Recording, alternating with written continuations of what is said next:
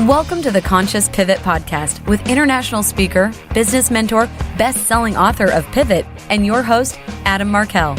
The Conscious Pivot shares the stories and wisdom of people who have successfully reinvented some area of their business and personal life. You'll gain powerful insights into how you can fully embrace new opportunities, increase your performance, and master the art and science of innovation and resilience. So please join Adam as he guides you on your conscious pivot. Hey, everybody. Welcome back to another episode of the Conscious Pivot Podcast. I'm your host, Adam Markell, and I am feeling very, very lucky and grateful and privileged to be here with you all in this moment, sitting here in front of this microphone and just thinking how odd and different and interesting this is compared to what I was doing 10 years ago or 15 or 20 years ago. I mean, some of you may be listening to this, you're not even 20 years old, I don't know. But for me, anyhow, 20 years is a blur. 10 is even more of a blur, but that's just the way time is. And I don't think that that's something to lament or be sort of sad about, although I have my moments. I definitely have my moments where I think to myself, God, it's going so quickly passing by, and all that kind of sentimental thoughts and feelings at times. But there's another part of me that really recognizes that time is a fiction.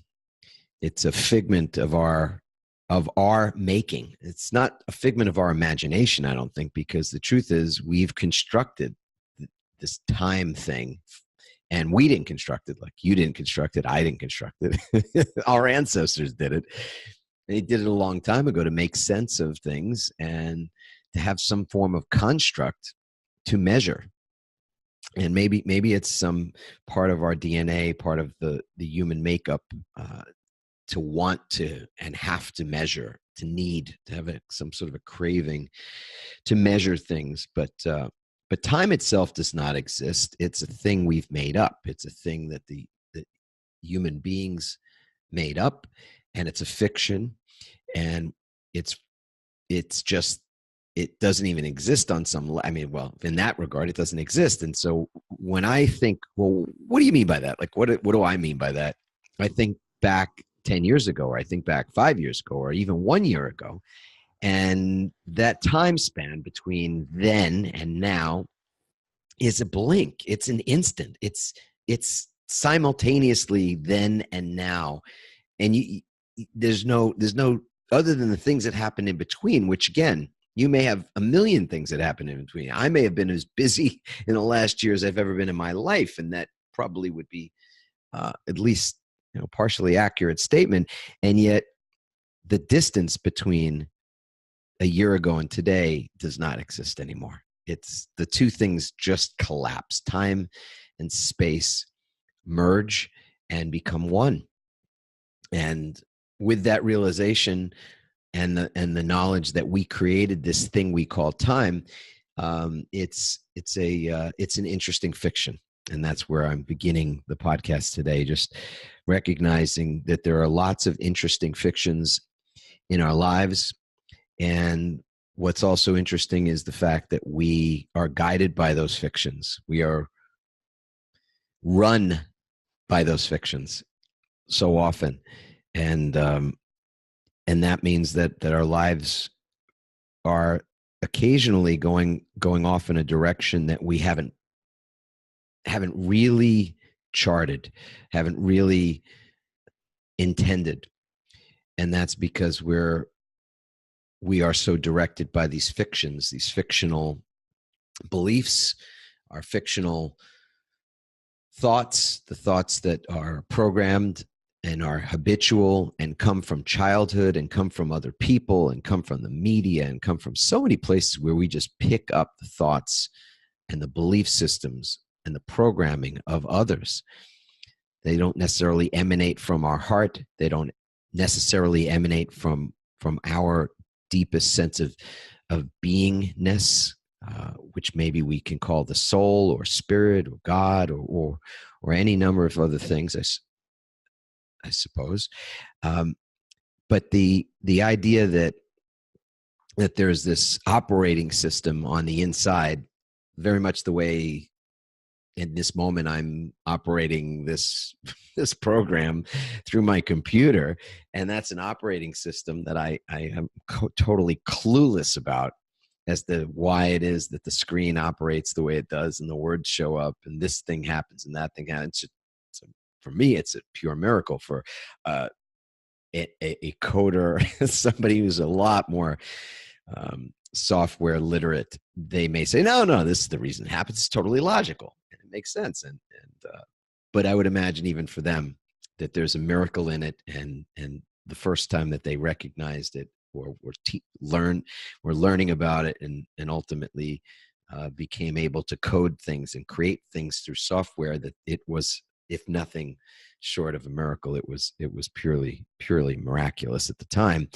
And that is, I think, the best analogy for what is happening on the inside for us as well, that there are things that are running us, that there's a system, there's a program that is running our default ways of seeing the world, our default thoughts, our default beliefs, our default reactions to things, our default responses to things.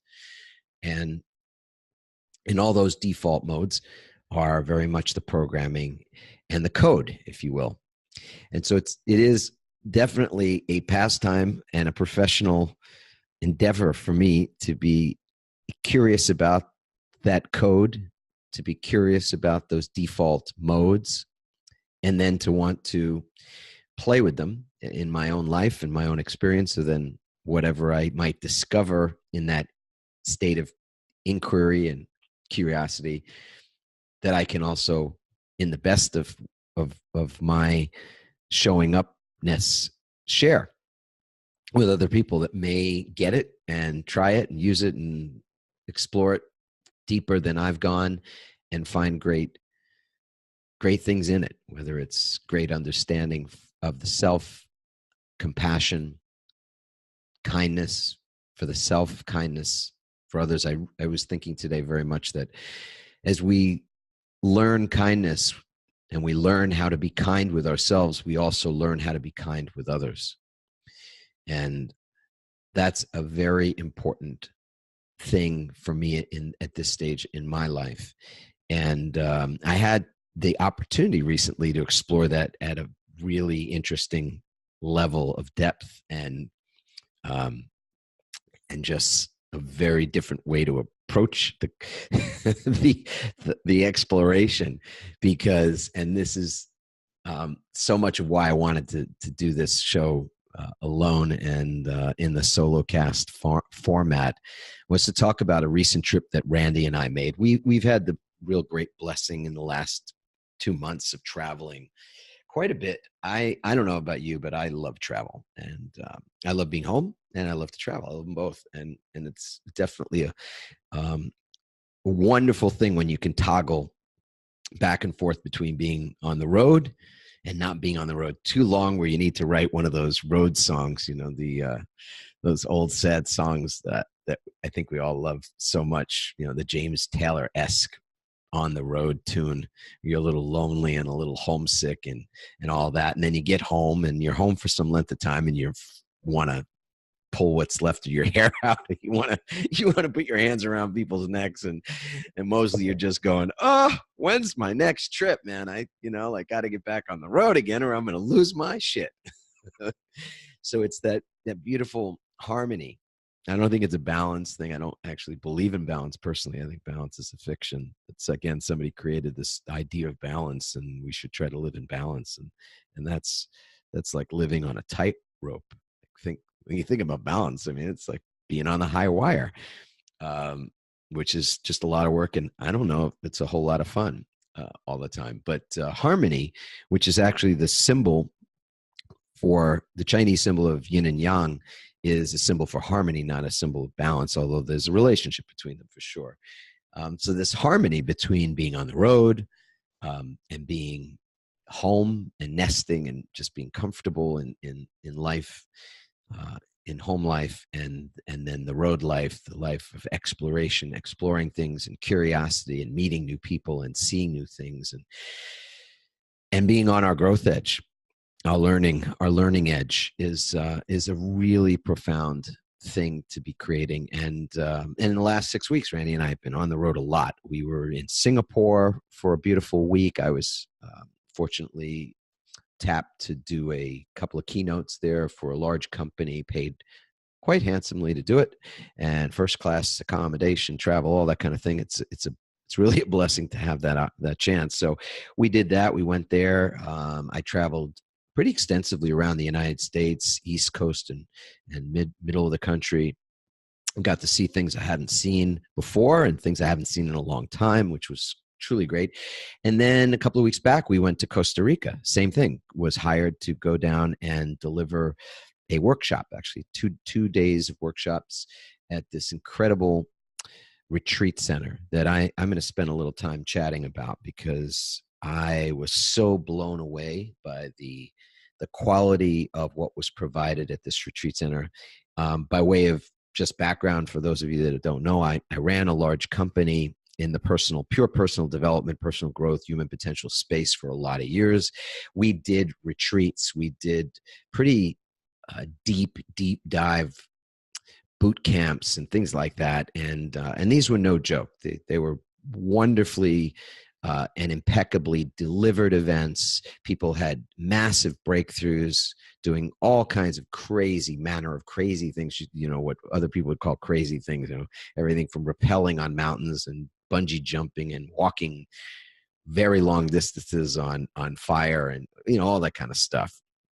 And those were great, and I loved them, and I'm a lover of that format for personal breakthroughs. And what I was so impressed with this retreat called Rythmia in Costa Rica was the depth at which they had planned for everything, the safety, the impeccability, the attention to so many little details, the cleanliness of the place, and every aspect of what we did was just so cared for. So for an entire week, they fed us this most beautiful, lovingly prepared organic cuisine that was, everything you'd want to not have in the food was not in the food, and everything you'd want to have in the food, so that it cared for your spirit, your body, and your mind, and everything was in the food.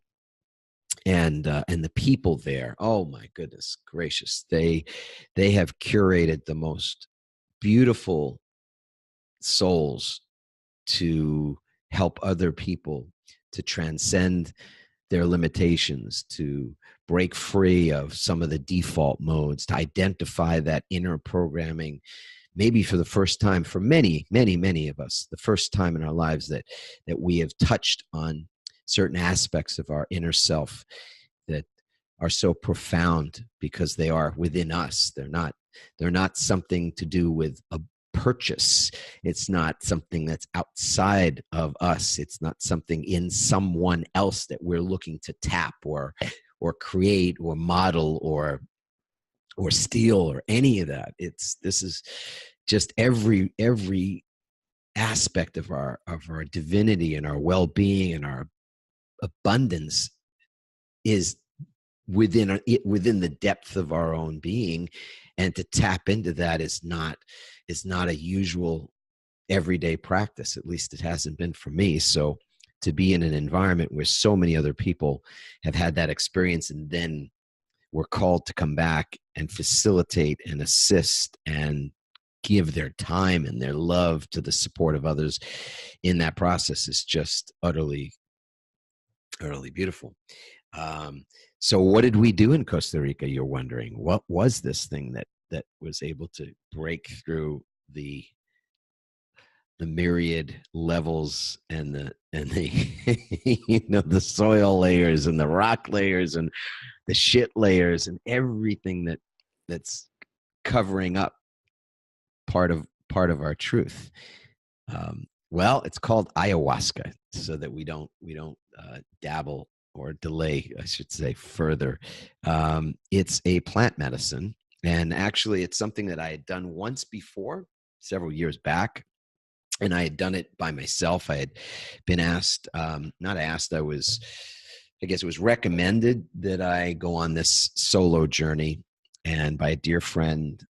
And interestingly enough, she's in our house today. She's just in the next room, so I'm going to have this conversation with her later too, because she introduced me to it.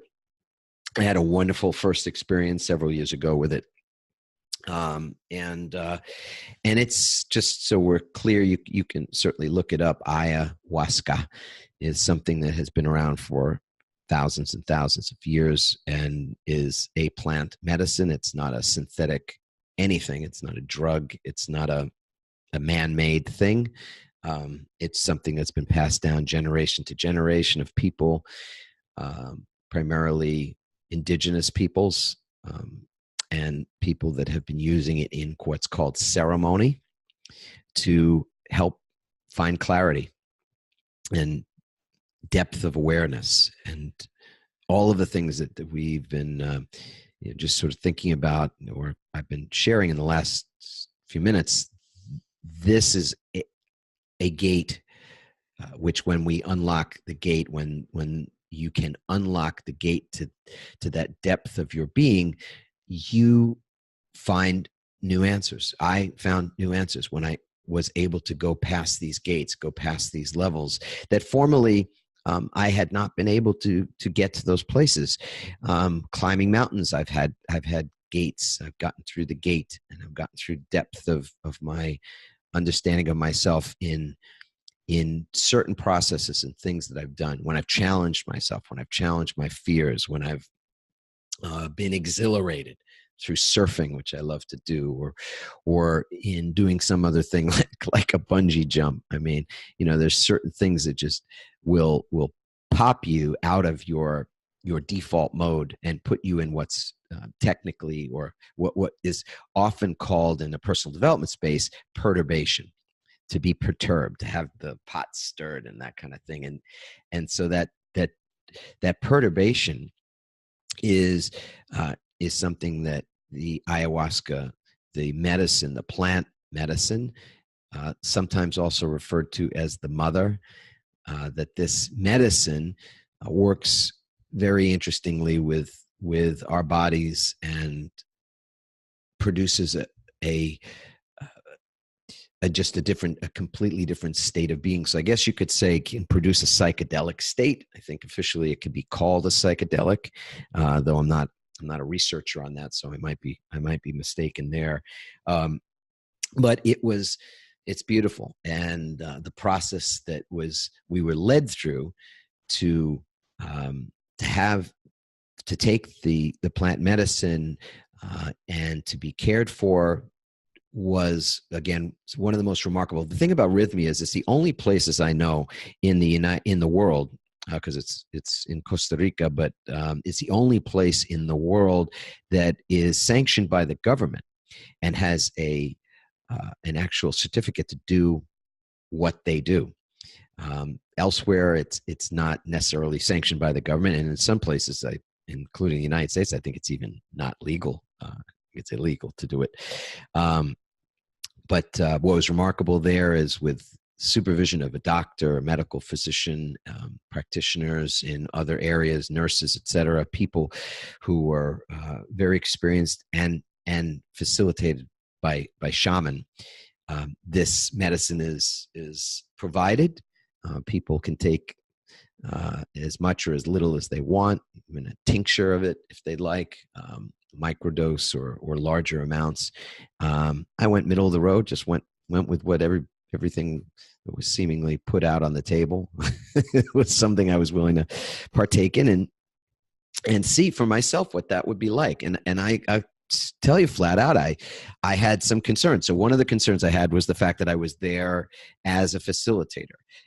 And I was going to wait until after I had facilitated both of the days before I would partake. So there were 4 ceremonies, and the first day I facilitated a program about relationships, and that evening I didn't partake. I was there with my wife Randy, and she didn't partake either. We just had dinner and relaxed and just enjoyed this gorgeous environment. It's a retreat center, so they have massages and they have cleanses and they have pools and hot tubs and mud baths and all these things all going on there. as well as everything else, and breath work to boot. So other ways to facilitate transformation other than through the plant medicine. So no requirement that anybody take it. Well, that was the first night. And then the second day, I just had this feeling that part of my own growth edge was to remove what I felt was a fear, or at least challenge the fear that if I was to join the rest of the group, which was about 50 people, and go on the journey, participate in the ceremony, that somehow maybe I wouldn't be in control the next day. I wouldn't be at my best the next day when I was going to facilitate part 2 of my workshop. And I just didn't like the way that felt. It just felt like fear. I've lived a lot of my life in fear. I was a kid, grew up in Queens, New York, in the city or suburb of the city of New York. Borough, sorry for everybody from New York, borough of the city of New York, kind of a rough place in some ways. I got, mugged once, twice, I don't remember, a couple of times, and bullied at times because I was little. And you had to watch yourself. You had to be really alert. I had to be really alert, and otherwise I could get the shit kicked out of me. Or walk down the wrong street, walk down the wrong block, say the wrong thing, look at the wrong person the wrong way. I mean, any number of things could get you in a beef, and things could go sideways from there. And I grew up in that environment, so I was alert. When I became a lawyer, I was a very alert attorney, and I was mostly the one doing the offense, being the aggressor and striking first, and that kind of thing was more my style than waiting. And so that's part of the record grooves inside of me. That's part of my programming. And so fear is the root of all that, just constantly operating from that place because of fear of being hurt, fear of being rejected, fear of being abandoned, fear of being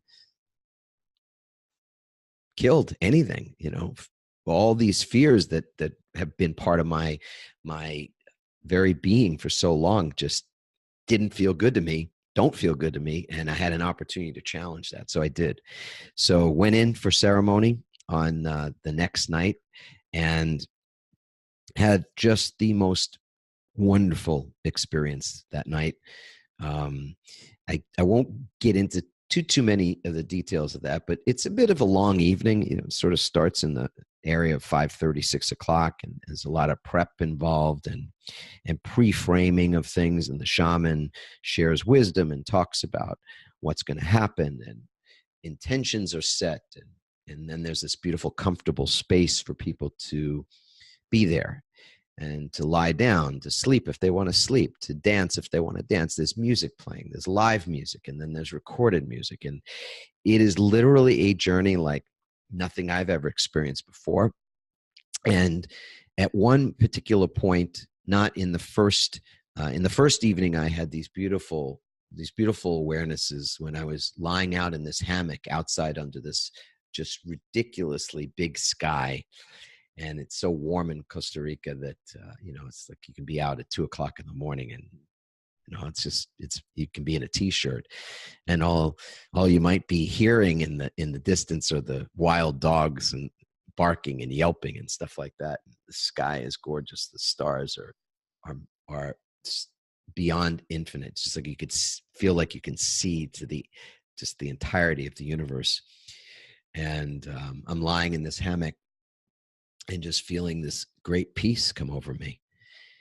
It's just beautiful peace, and thinking a lot about the process of the butterfly becoming a butterfly and in its various stages, and moving from this caterpillar on a leaf, this caterpillar that becomes discontented with the idea of continuing forever to be a caterpillar, and ultimately is in this state of metamorphosis, of great transformation and change, and ultimately emerging from this cocoon state into this state of spreading its wings, and this excruciating exit out of that cocoon, so that the blood actually fills the wings, so that the butterfly can actually take flight and then has 6 weeks. That's it. We just had a record butterfly hatching season here in California because of all the rain we had over the winter, which was magnificent. And um, and to think that those beautiful butterflies that went through all of what they went through to become who they become ended up with 6 weeks. That's it, 6 weeks of life, and they migrate, and they propagate again. So there's a new hatching that will occur as a result of their having lived, but they get 6 weeks, and this glorious flight and everything that they experience on their journey and what they see over those 6 weeks is truly, I imagine, truly remarkable. But I had more than just an imagining of it. I had an experience of it, a visceral, felt experience of it in my journey, and what I was feeling as I'm lying in this hammock under this infinite sky, and I'm under the influence of the mother of the plant medicine. And that was just the first night, and it went on and on and on and on and on. I mean, I just had one thing after another. And in the second evening, something else really profound happened for me. I was lying in a different spot, and I was tapping. I found my fingers sort of rubbing and tapping on a certain spot in my heart, in my chest cavity, and I could feel that there was a spot right in the middle where I guess my ribs must be knitted together or something, and I could feel that there was this pain there. I'm pressing on it right now, in that same spot, and I could feel that there was this pain there. And I started to explore the pain, and I started to think about the pain, and I was asking, and what's the pain from? And then the way this medicine works, I can't imagine. It feels like it would be impossible to ask a question and not receive some form of an answer. So sure enough, I got an answer. And the answer that I received was that it was a pain that was caused when I was 4 years old.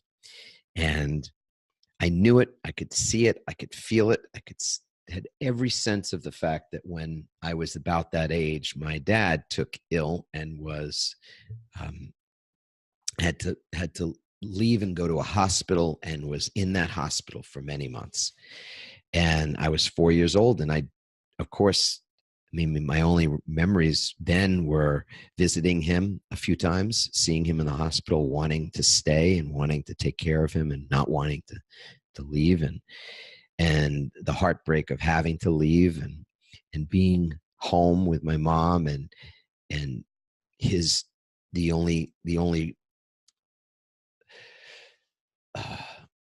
the only thing of my dad that was there for me were these drawings that he made. He was a good artist, and he drew these boats and clowns and airplanes and things. And I just recently talked to my dad about it. My dad's alive and well, and my mom too. Knock on wood, they're both doing great.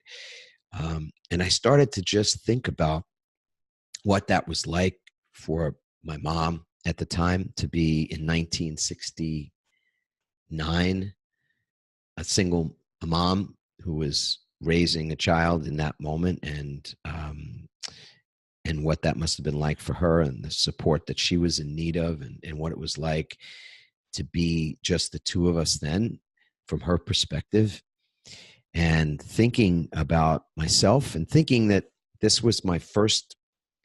spot was actually the sort of the scar tissue, or the not even scarred tissue of a heartbreak, of having had my heart broken in that moment, at that time, and at 4 years old.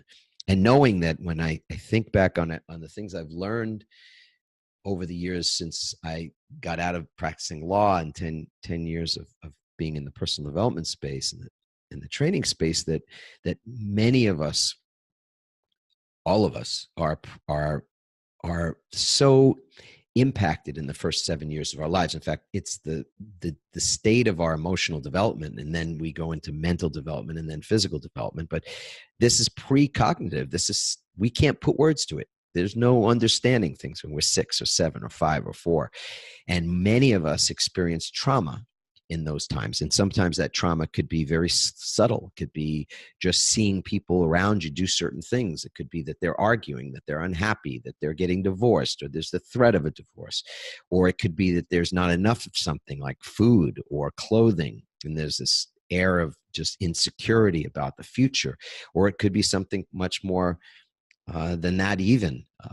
There's abuse, mental abuse, and verbal abuse, and physical abuse, and sexual abuse, and all of these things that are also possible. And there's no comparing, because a trauma is a trauma is a trauma. There's no, my trauma is bigger than yours. I mean, there's no differentiating between pain or trauma.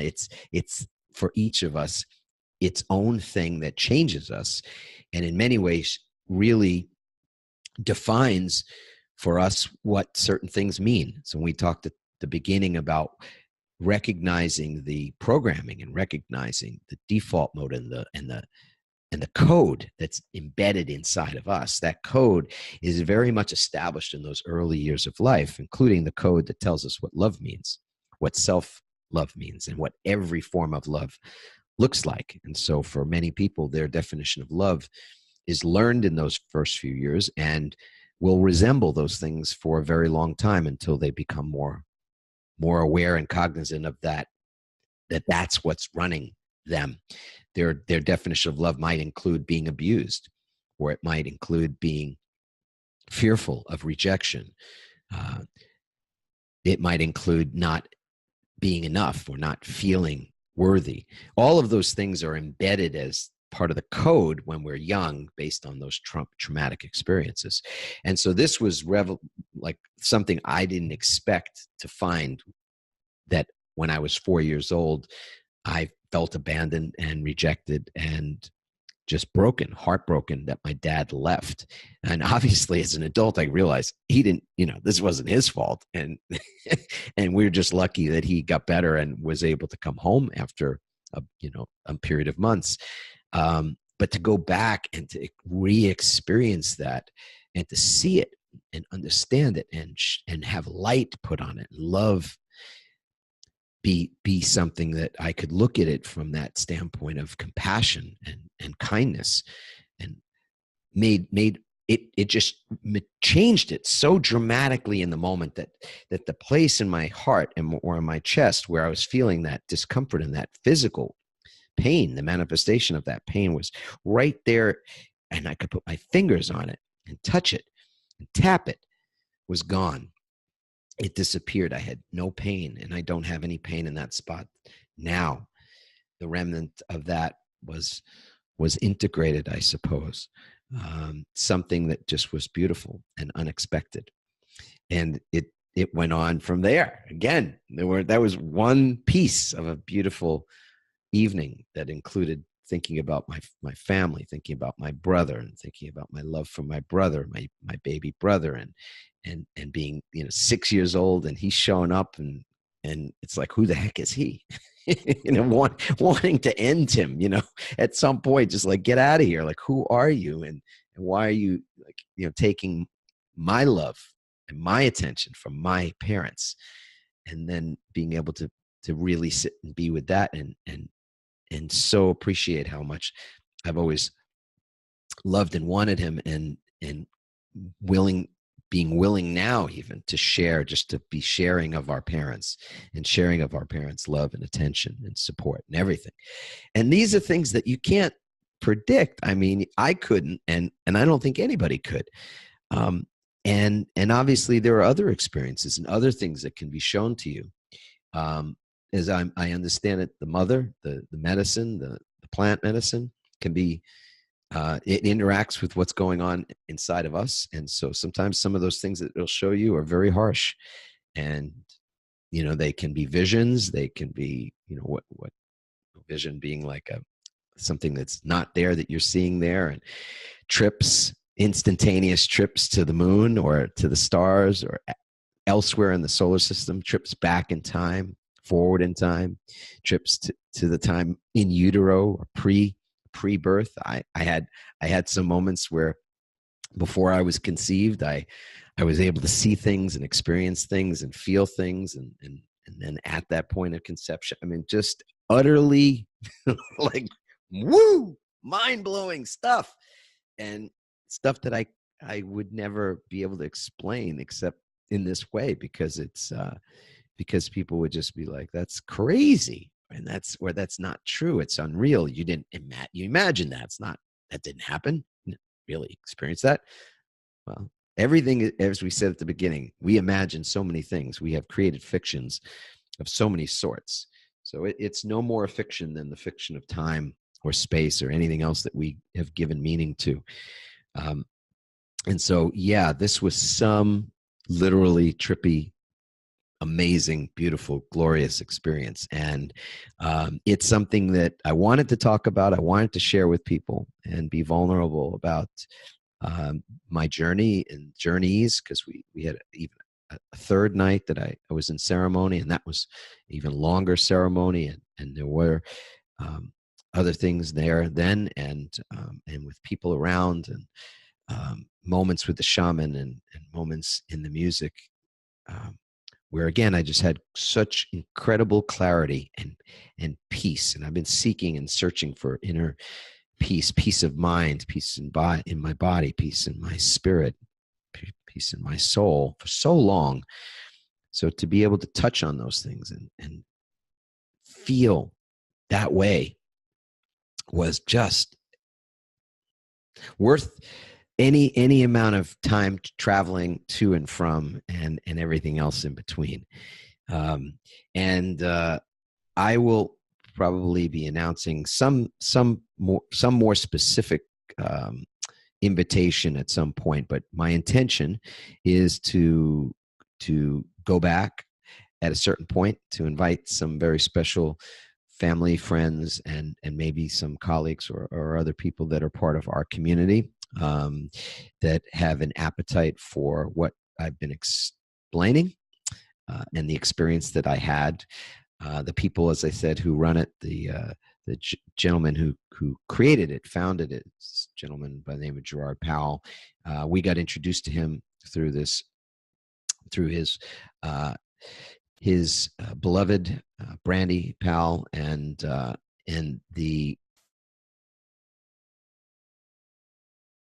the way he and that team have created that retreat is just, again, something I just, from a facilitator's perspective, somebody who ran a lot of events and knows the sanctity of that space and how sacred it has to be, and how impeccable the delivery and the process to support people going through all the stuff that they're going to go through, the very much roller coaster ride of it all. I was just so impressed with that. So my literal hat is off to Jerry, to Brandy, and to the team, to everybody else that was there, the yoga instructors, the beautiful people that just are giving so much of their time to this, and are such loving and committed people that I can't say enough. So at some point, either toward the tail end of this year or at the very beginning of next, we're going to invite some people to join us in sort of a private journey there.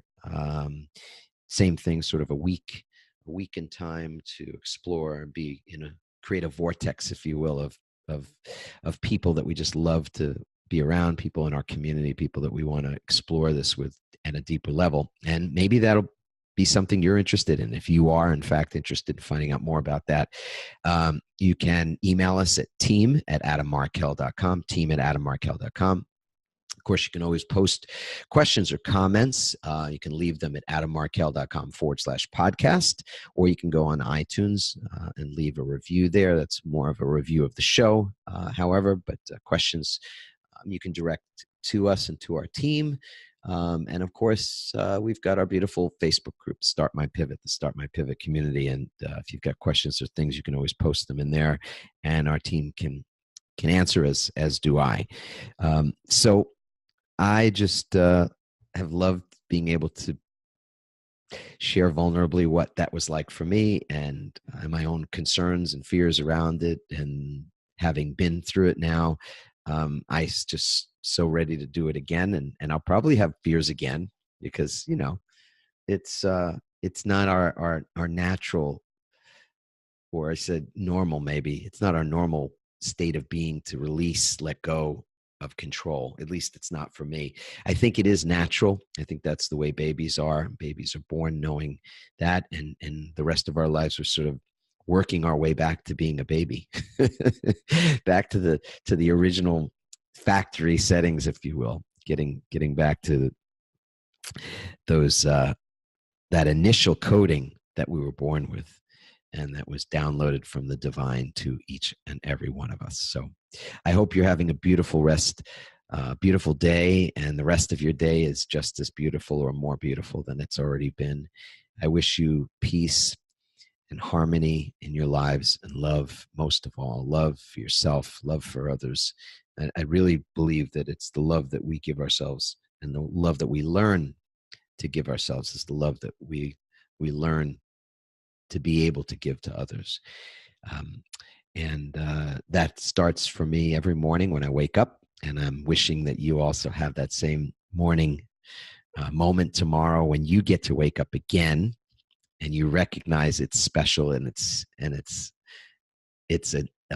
thing that's a gift. And in that moment, you can feel grateful for that gift of waking, of breathing, of being and becoming even more conscious. And that you take 10 seconds to put your feet on the floor, or even from your bed, to declare out loud, I love my life. I love my life. Say it out loud now, if you will. I love my life. Ciao, everybody. Have a beautiful, beautiful rest of the day or the evening, and take that love everywhere you go. Bye.